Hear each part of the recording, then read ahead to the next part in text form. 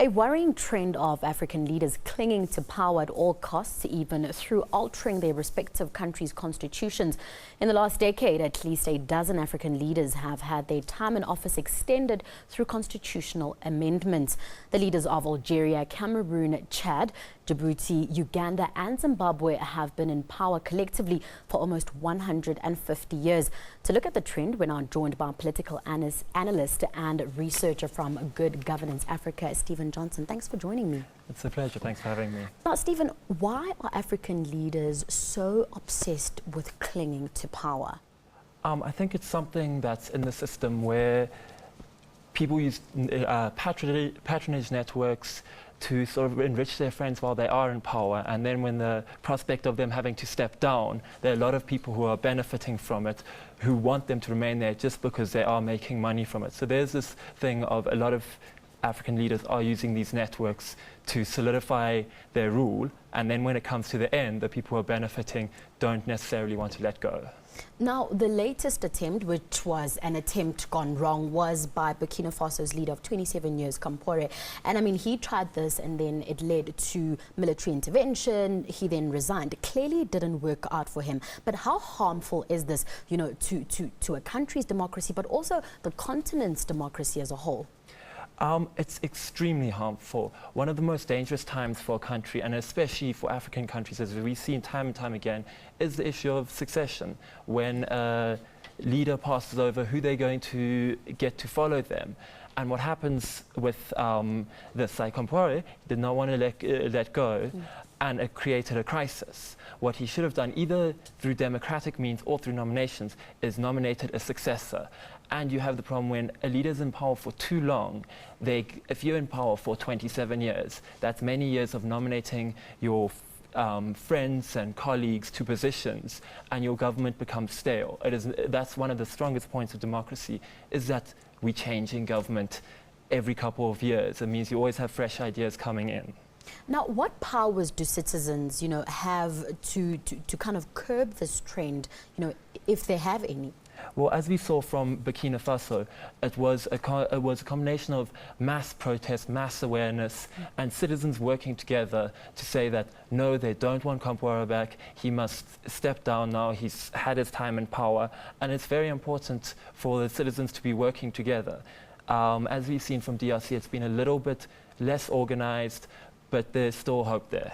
Now, let's unpack this DRC situation. Kabila wants to extend his term, and there's a lot of opposition happening there. People are protesting, people are even dying. But how much respect does such behavior take away from African constitution, would you say? It is one of the most dangerous things. One of the reasons we have constitutions, and like I was saying about successions, is to make sure when you pass over power to the next leader, it happens in an orderly fashion.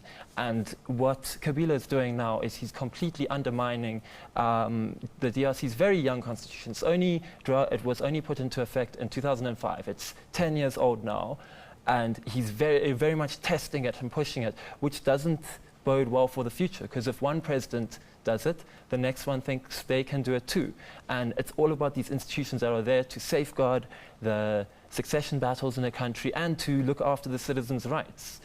Now, speaking of institutions that safeguard our democracy and our country, specifically and the citizens there, what about the African Union? Why isn't it doing anything, and why is it so quiet amidst all of this, you know? Because, I mean, people are protesting. Let's look at DRC specifically. People are protesting. A lot is happening there. But why are they quiet? What powers do they have, if any? At the moment, for intervention, they don't have too much in the way of powers. From Article 4, they may only intervene in a country in the case of war crimes, genocide, or crimes against humanity. But there is a precedent for it, because one of the founding objectives of the AU is to promote democratic principles and institutions. So it is quite disappointing that we haven't had a statement from the AU condemning what could very well be a political maneuver. Now, you mentioned earlier that one of the disadvantages of extending your power for a longer term is the part of doing it in a disorderly fashion. Earlier on, we spoke to Stephanie Walters from the Institute of Security Studies, who mentioned that a referendum could be done. Can you take us through that process, you know, exactly, just to explain to us how it would work and if it would be successful?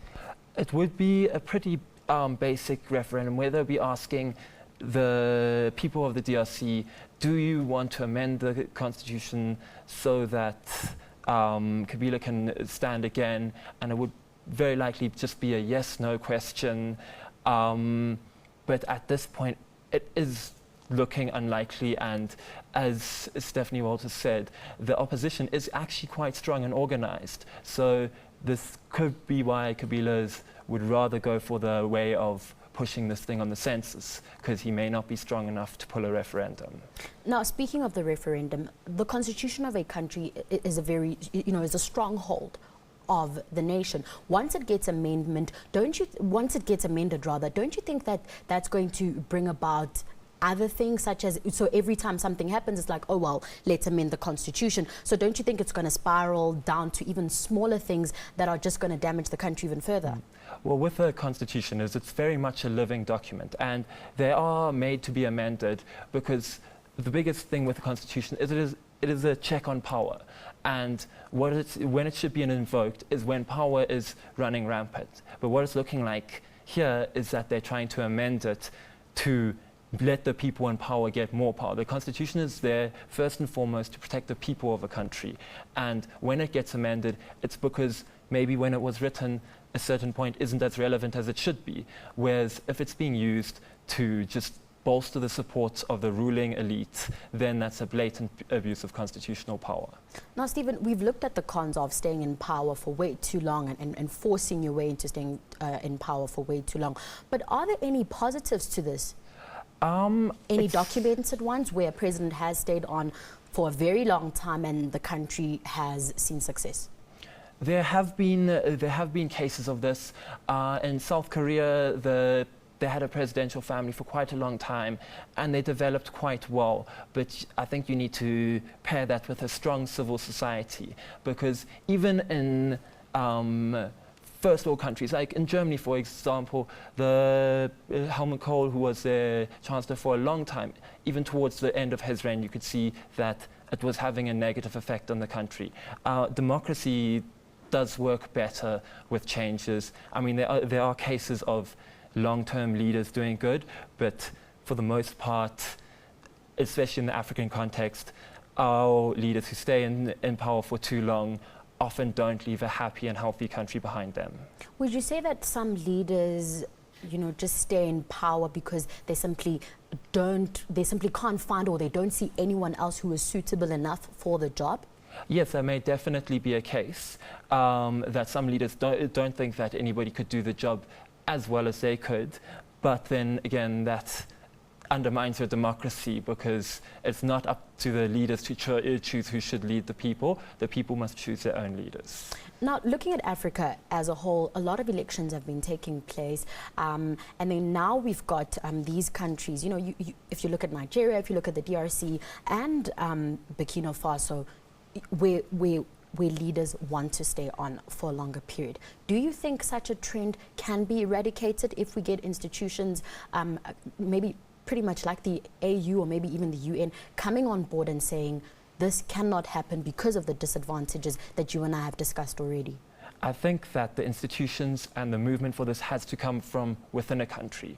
The UN has been in the DRC for more than 15 years now, and it's stabler than it was, but it's still not moving forward as quickly as it should be. And it's same in the case of the AU. The AU can give diplomatic guidance, and what we expect from all African leaders now is to very much put diplomatic pressure on the DRC to be like, you must resolve this correctly. But the true pressure, as we saw from Burkina Faso, must come from the people within the country. Civil institutions are very much built on the civilian population. It's everybody taking part to make sure the country moves forward. But yeah, the outside pressure can be a guidance, but the impetus must come from the people of the country. Stephen, thank you so much for your time. It's a pleasure. Thank you for having me.